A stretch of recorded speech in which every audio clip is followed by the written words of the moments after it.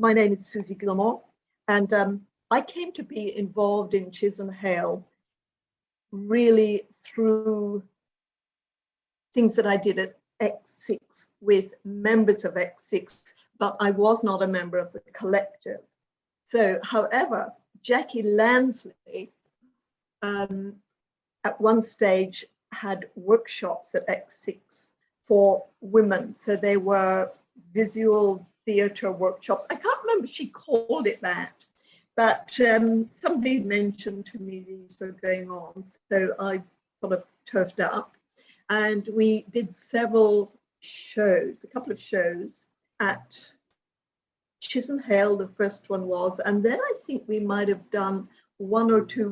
We took the name Helen Jives, was decided on, and you're sort of crossing some boundaries already a little bit with that. None of us, as far as I know, jived, but and we also performed at the drill hall. Okay, after that, but Helen Jives itself, I don't think, did not outlast X6, but through that, Jackie and Fergus, Jackie asked me to be in I, Giselle, which Sue McLennan was in. Now, I don't have a dance background. I had done quite a lot of karate. I mean, not actually only a year up in Edinburgh, but I think they were sort of just quite interested in those movements, and they choreographed around what I can do.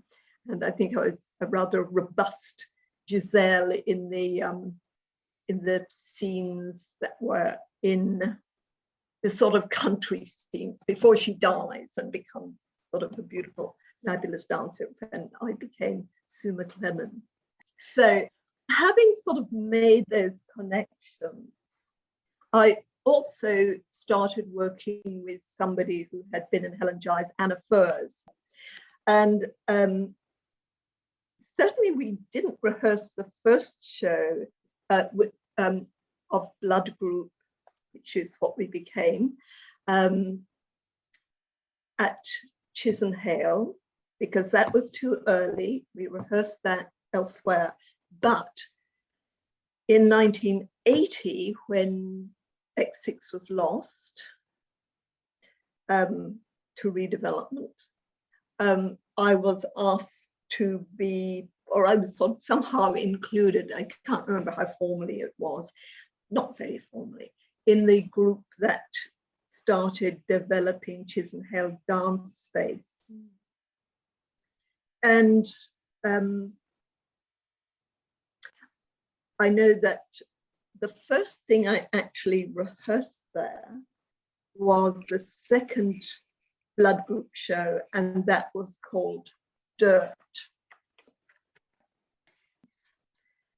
So we rehearsed that. Now, that was visual theatre, and although Anna had a very strong dance background because she had trained at White Lodge, which is the Royal Ballet School, she had subsequently gone on to study, I think, drama and French at Bristol University.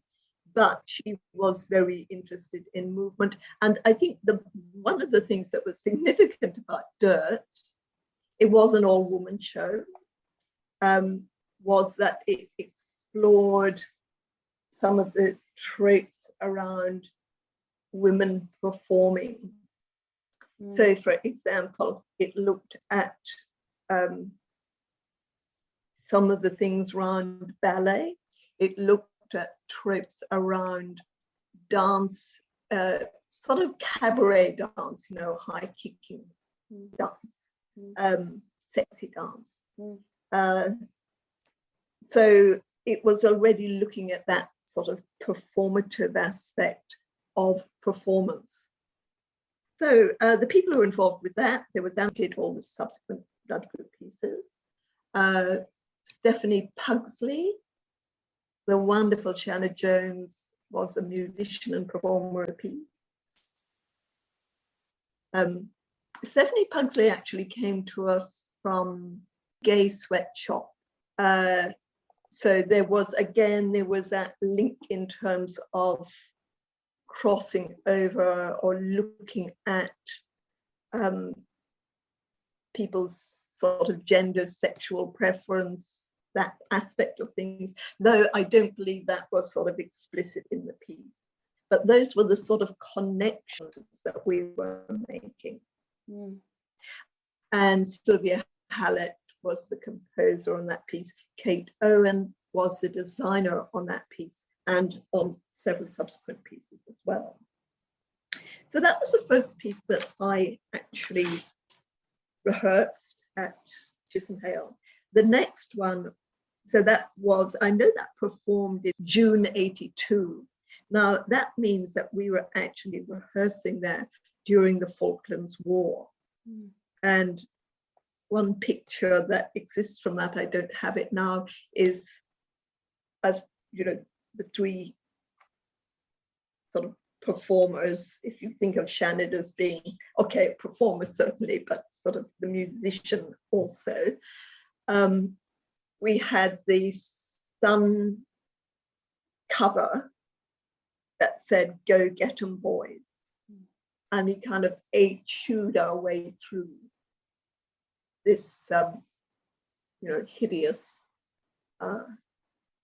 militaristic, jingoistic headline. Mm. So that was this sort of political context.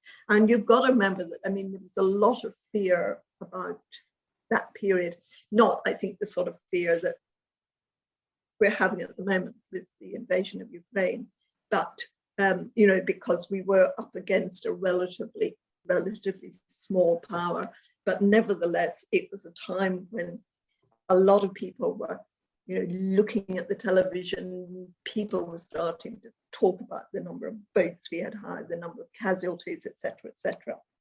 A couple of years later, I rehearsed a piece that I had written there. It was a kind of, originally it was called The Observation Tower, subsequently broke down into two pieces, but that was a piece that I wrote about Northern Ireland, about growing up in Northern Ireland. I was Northern Irish Protestant coming from an intensely Protestant background.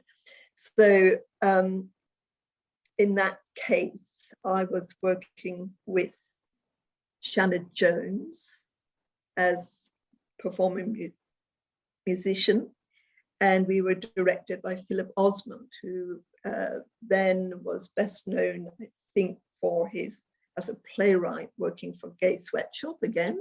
So again, I think it was a place, for me, it was a place where sort of I met people from sort of other areas of theatre. They weren't necessarily dance people, but they were people who were seeing theatre in a very political light. Mm. Philip worked with Gay Sweatshop a lot in those days. He subsequently went on to write for quite a lot of other companies, of course, but his work tended always to be kind of very intrinsically political, and about people who were, you know, shunned or disadvantaged in many ways. And I suppose at that period, I'm just trying to think, we're beginning to look at the period when sort of AIDS sort of arrived and was enormous in London. So those affiliations with other groups became very important. Mm. I'm not sure that I rehearsed. Look, we did perform. I certainly know that I performed part of the Observation Tower, or possibly it became split into the Observation Tower and Ballybun Papers, and I certainly performed Ballybun Papers or part of it there, because it was a very segmented, fractured piece. And I think that was in the context, so after 84, when Steve Paxton and Lisa Nelson gave workshops at Chisenhale. Now, I'm assuming that that would have been contact improv, but they also did, can't remember how long it was, but it was certainly over a week or something of video workshops. And that video workshop was specifically supposed to be looking at how one recorded dance.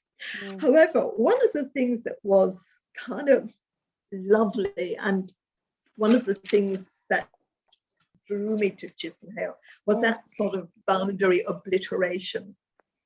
So I remember, for example, in that video workshop, I don't think I ever, actually, I don't think I ever videoed anybody dancing. I do remember going out and videoing, shop windows and reflections and going through the rather high tunnel and videoing in there because we were able to borrow the cameras for a while. So one of the things that was quite strange for me about Chisenhale in a way was that I wasn't a dancer. And yet they were very welcoming of me. I mean, yes, sure, I went to a few dance workshops, but hey, it really wasn't important. I have always been a words person. And but in a way, the lines were, as I say, those boundaries were, it's all about obliterating their boundaries. So in the same way that in Blood Group in Dirt, we looked at high and low dance, as it were, and eroded the boundaries between those in the context of the way dancers were perceived at various times. And sex workers were perceived and reified. In the same way, they were also, I think, obliterating the differences between various art forms. Okay. I mean, this all sounds perhaps not so radical now, but I think at the time it was much more unexpected. Yeah, well, I was just thinking about that obliteration of the boundaries and thinking about the work that you were talking about and the collaborations that you had with people. But because of that obliteration of boundaries, you could actually meet a whole range of people and collaborate. Collaboration seems, from what you've spoken about so far, quite important in the work that you were doing, in the process of the work, working with others. Of course, it wouldn't be any performance really that happens without collaboration, but I think there was a sort of sense that people could meet each other without sort of feeling, now I say without feeling that they had to be slotted into a hierarchy. However, one of the things that strikes me is that I remember when I first encountered X6, which was probably only a year, maybe 2 years before it actually finished. One did have a sense there that there was a kind of wildness going on. And I was never sure that certainly in those first years, I don't know how it developed later, I never sort of thought that wildness quite translated into Chisenhale. Now, I don't know whether that was because there was funding involved. And once you get, funding, but it was, the GLC was pretty good, but state funding, but I always felt it wasn't quite as wild. Yeah. But then in X6, people were peeing in a pee bucket, including members of the audience. It's not much wonder they didn't advertise very much. There was a pee bucket at the top of the stairs and it got emptied. And I think at various times there were people living there. Can't remember who it was, or maybe it was only a sort of temporary thing. But that I don't think was ever something that happened at Chisenhale. So there was this slightly more, and we certainly got some funding to help make that move. I guess Chisenhale was a sort of a continuation of what had been started at X6, but I suppose the environment of it was so different. It was sort of in the middle of this residential area and a whole different community. And then you had, I suppose not at the beginning so much, but towards the end of the 80s, there was a whole different political environment as well, underway at least, even if that wasn't, immediately felt. Well, certainly with the election of Margaret Thatcher, Yeah. you know, things were going to change a great deal. Yeah. The disappearance of the GLC. Yeah. Yeah. And just approaches to arts funding as well, you know, like you were saying, changes to policy, which obviously have an impact on how you have to present yourself as an organisation in order to get funding. I think the other thing, and you mentioned being in a residential area, and I think that was something, there was a growing awareness that to plonk yourself in an area, a residential area, you needed to be making connections with people who lived there. Now, I don't think that was always easy. Now, Chris Cheek might be able to tell you more about this, but I remember one occasion when I think we had one of the, it seems to me, rather rare collaborations with the visual artists, because the visual artists had studios sort of both on the same floor and in the floors underneath.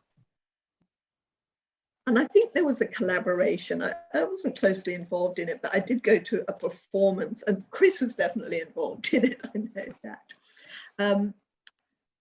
And there was an intention to attract local people to this sort of fairly avant-garde sort of performance.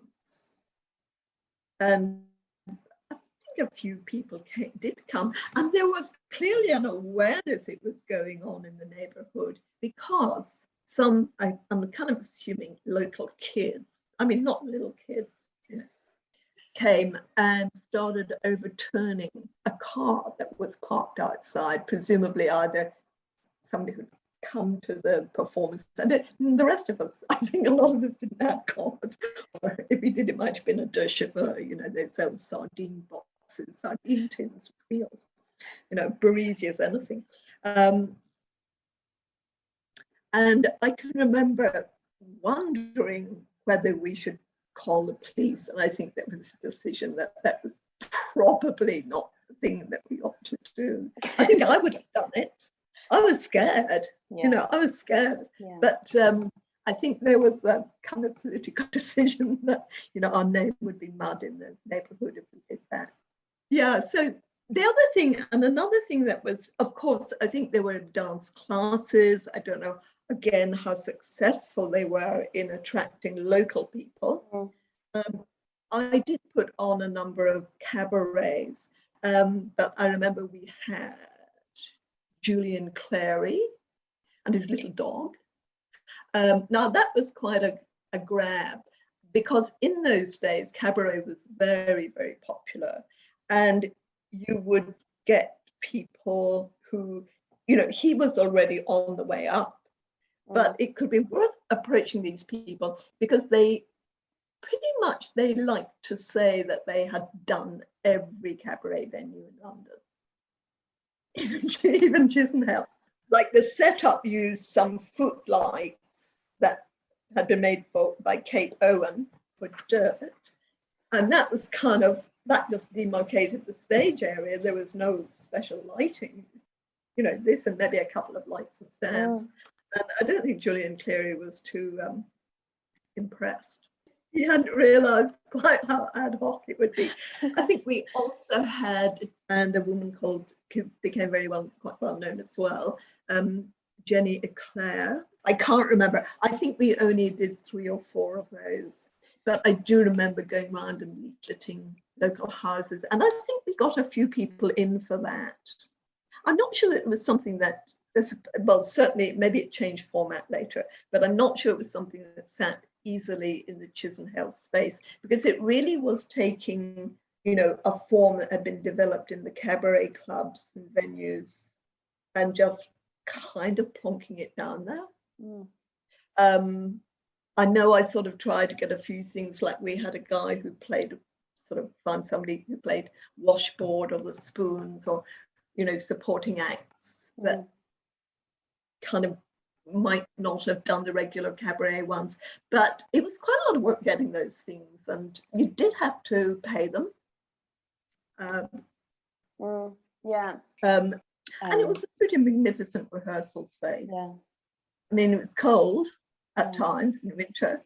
But I mean, it was, phenomenal big open space. And in those days, I mean, you didn't even have the, I think now they possibly have got seated kind of rostra, but they didn't then.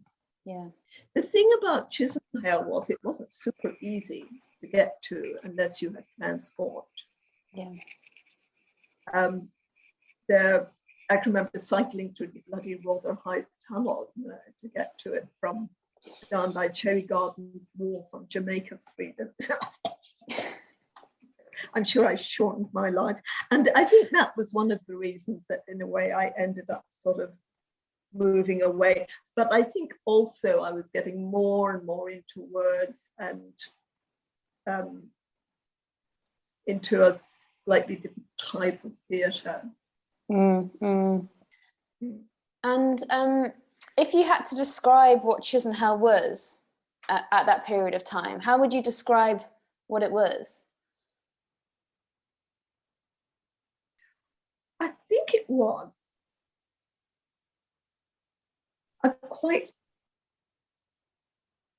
loose group of people in many ways, who were quite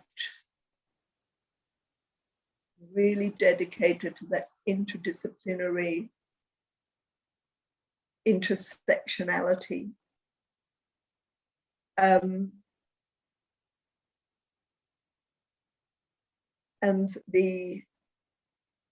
as I said before, I like the idea, I like the phrase, boundary obliteration.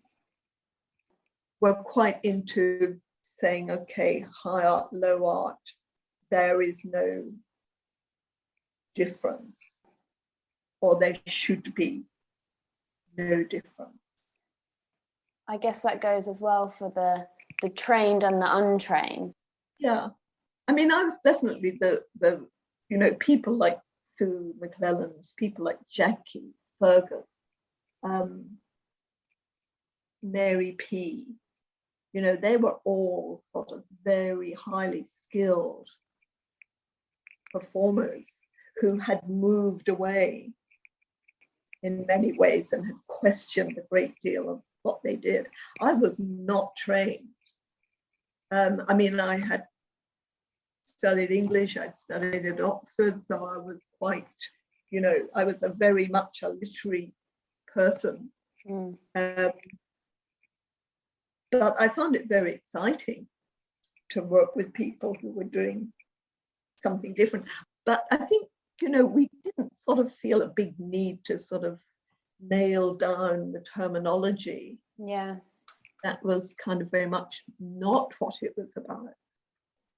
Yeah, I suppose rather than being driven for being a specific thing, i.e., for being driven as being a ballet, it was driven maybe by other things, whether that's sort of political things or underpinned by sort of second wave feminism or just an idea, I suppose, to explore something like you were talking about, dirt, and sort of challenging those normative traits around women and dancing and high and low culture. So it's not necessarily driven by a defined discipline. Yeah. Well, thank you for sharing all of that with me. Yeah, it was excellent to talk to you.